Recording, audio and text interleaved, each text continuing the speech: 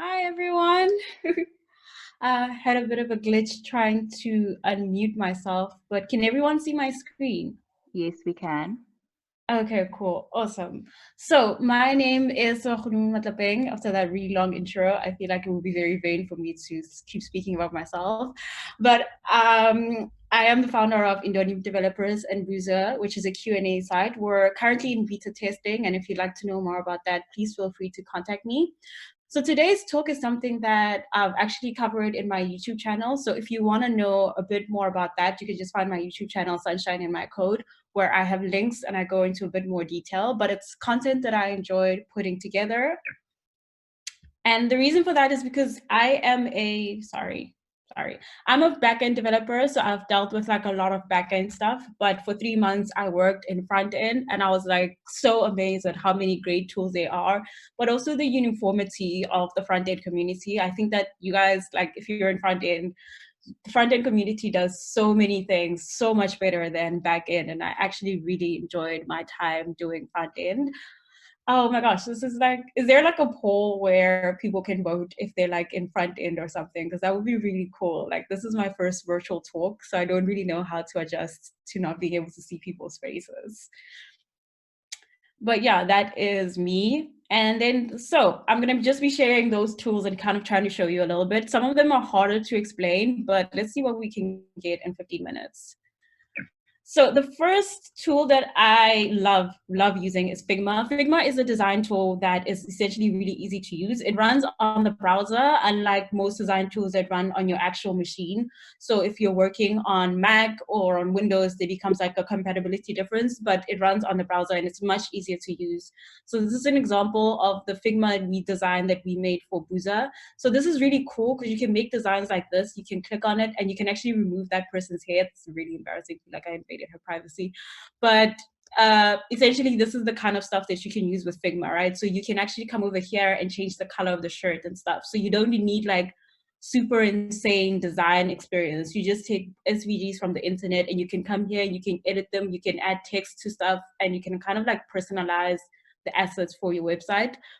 You can also work on like the designs for your actual website. So this was the initial design for Boozer. This is kind of how we had initially planned for it to be. I find this really helpful. I don't have a lot of front-end experience. For me, knowing what a website looks like helps me when I'm developing because I can visually see it. It also helps with product scope where you have an idea of a certain model, but the UI kind of requires you to capture a bit more detail. Okay, I seem to have a chat here. The volume is very low. We can't hear anything. Oh my gosh. Let me try putting on my headphones and then you can let me know. Worst case scenario, I can just get my mic. Can you hear me better now? Do I sound like better? Is anyone gonna tell me? To me, you sound just fine. Oh, okay, Okay, cool. no, the person just responded. They can hear you now. Okay, cool, well. awesome, great, yeah. Okay, cool, and that was like Figma. It's a really good design tool. Let me move things around. And the next one is Babel and Webpack. So if you're creating your application on React or if you're using Angular or Vue, what happens is your actual app needs a server running locally. So you have localhost 3000, which has a server running. And every time you make changes, the server can actually just quickly adapt. So you can write a bit of code and you go to your browser and you don't need to refresh. That's great in development where you're making changes, but the moment you deploy your application, you kind of know what, like the way it looks initially is the way it's going to look. So you don't want a server running to kind of keep checking for changes because in production, they shouldn't be hot changes. So we use Webpack and Babel to kind of bundle your application together. Webpack, what Webpack does is that it takes all your assets, it takes all your CSS, all your JavaScript, and it puts them all into one big file. This is not a file you want to generally manually generate, but this one big file makes the load time of your application much faster because you're not fetching multiple files from multiple sources. You're actually just getting one JavaScript file, one HTML file. It puts all your JPEGs, and what it will do is it will, okay, I have another chat. Hi, everyone. Oh, okay, cool. No, sorry. I thought this was related to my talk. Yeah, so it will just kind of like bundle up your application. And then what you have Babel. So Babel doesn't do what Webpack does, but they often get confused because they often come together. So Babel takes your code from ES6 into like JavaScript 5. And the reason for that is because older browsers, so phones with older devices, aren't getting updated. So as JavaScript and HTML move forward, you want to write code in the latest version of JavaScript, but then you don't want it to exclude people on older devices. What Babel does is that it takes ES6, which is the latest standard of JavaScript, and it converts it into the older versions so that older browsers can still get the same experience on older machines. And then there is Gatsby. So one of the things that makes a site really fast is if it's static, right? So if your application is static, it tends to load much faster, it caches and does a lot of brilliant things. However, modern applications aren't static, so they need a server running, and that server makes your site take much longer to load. What Gatsby does is that it essentially is a framework that sits on top of React and allows you to build static sites. So it's designed to generate your React application into a static site. What that means is that at the end, you just get an HTML file from all the React that you've written. There are certain nuances that make developing in React slightly different from developing in Gatsby. So there's slight things you have to learn, like paging and routing. But at the end, it's kind of really worth it because Gatsby is like a React app, but that's like blazing fast. So it's really great. And because it's a static site, it will work on like, what are those devices called? Feature phones. It'll work on feature phones, the ones that don't run without JavaScript. Right. And then you've got GraphQL. So one of the pain points with developing an application is how you get your data from your data source to your user. One of the things that we used to use way back in the day was, I say way back in the day, it was like a few months ago when I got introduced to GraphQL. But what you'd have to do essentially is you have your database, you have your model which maps your database into code, and then you take your model and you turn it into a JSON. A JSON is something that your front end can read. And then when your front end gives you updates, you take that updates in the form of a JSON, and then you convert it into a serializer, and use a serializer to convert it into a model, and then you push it to your database.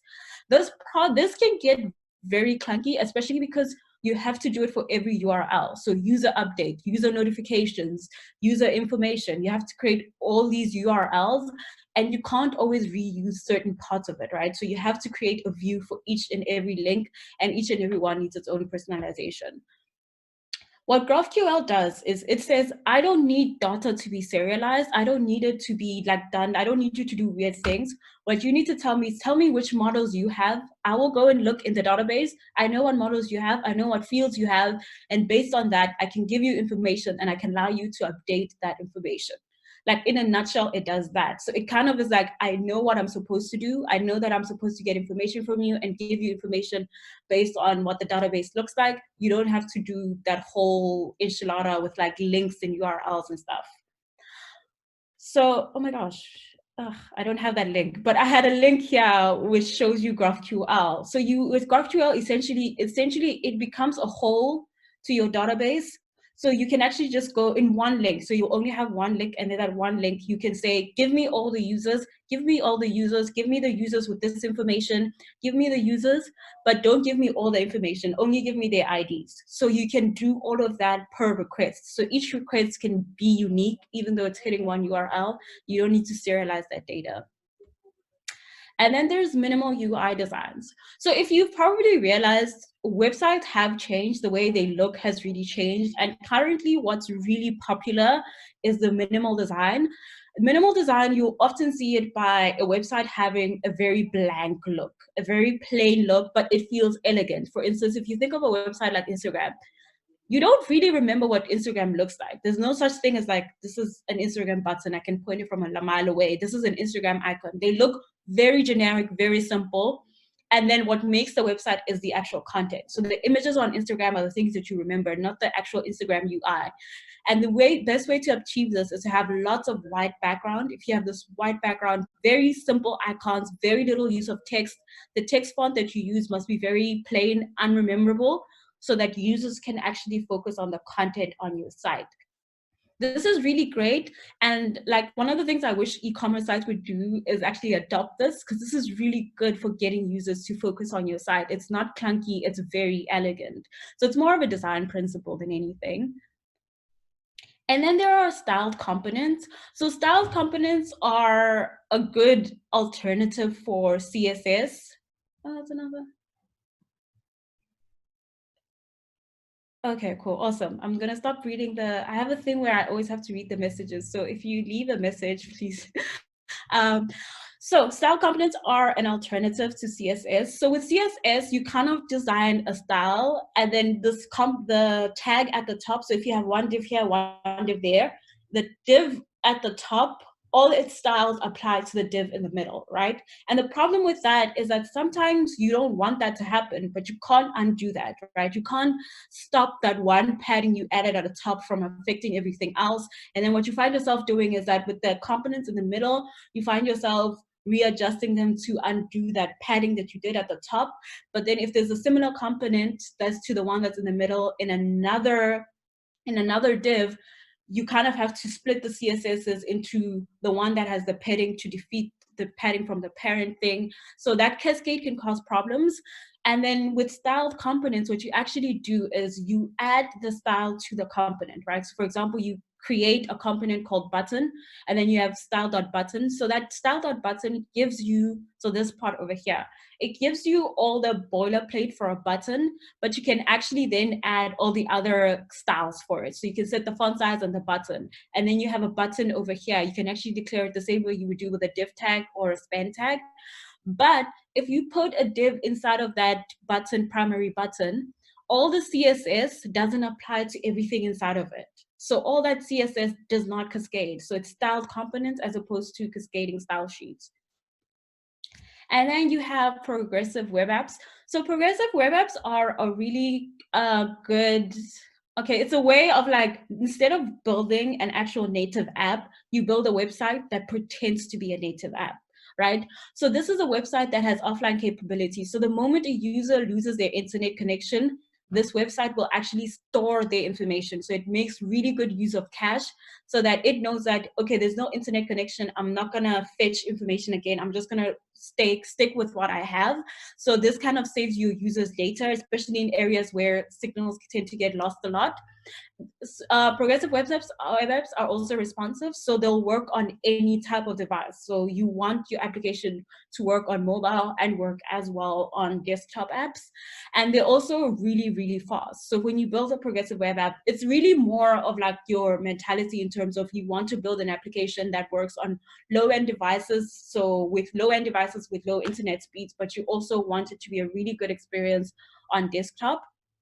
And if you build your progressive web app with, I think some applications allow you to actually make the progressive web app an actually fully functional application that you can download from the Gatsby, from the Android store. So if you build it really well, it can actually go through. A great example of a progressive web app is Twitter Lite. So Twitter Lite, the application, is actually a progressive web app. It's essentially a website that masquerades as an actual native app, but it's really, really light. So because a website is much lighter than an app, you have like the best of both worlds. And then there is React Native. React Native is I don't know how much time I'm taking. I feel like I've gone over time. So React Native is a way of building applications that are not platform specific. So you want to build an app, you want it to run on Android, you want it to run on iOS, but you want to build at one place. But what you don't want to do is you don't want to build a website that becomes a web app, right? You actually do want a native application that feels like a native application and so all the advantages of a native application.